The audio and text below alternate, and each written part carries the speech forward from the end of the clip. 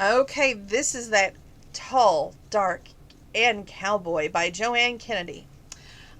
I know it's got a Walmart sticker, but where do you think I got this book right during the Christmas season? This is one of those gifts that my grandfather got me for Christmas. Yep, Goodwill.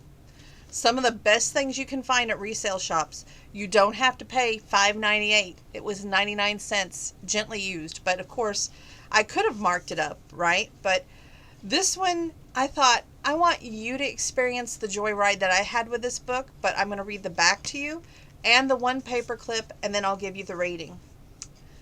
She's looking for an old friend. In the wake of a nasty divorce, Lacey Bradford heads for Wyoming, where she's counting on an old friend to shelter her. But her high school pal, Chase Caldwell, is no longer the gangly boy who would follow her anywhere.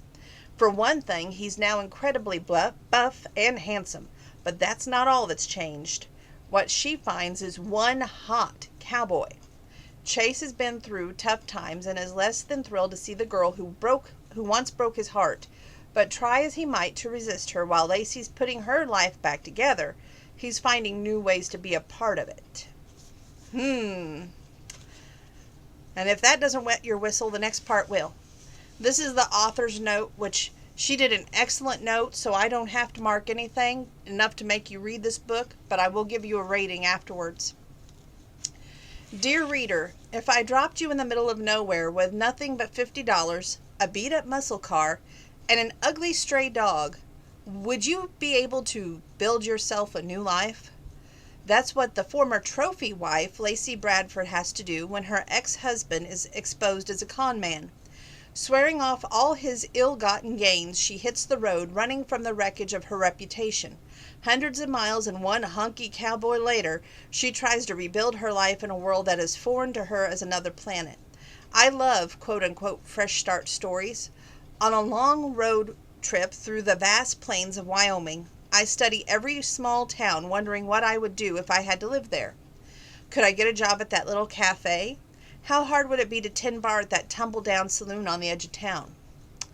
But while a house and job are essential, what really makes that place a home is the people. Stopping at the diners or the coffee shops, I shamelessly eavesdrop on the locals to see where I might fit in and what I'd have to offer. Of course, it would help just to have one friend to ease the way. That's why Lacey chooses Grady, Wyoming, for her fresh start. She figures an old friend, Chase Caldwell, will be her safety net. But Chase turns out to be anything but safe. That gangly farm boy who mooned over her in high school is now a smoking hot cowboy who's not about to let the woman who broke his heart back into his life. Depending on a man never worked out for Lacey anyway. So she goes to work on building her own life. She learns a lot along the way, finds happiness in her new independence until her past catches up to her. She's in real danger and she has to turn to Chase. But can he forgive her for breaking his heart?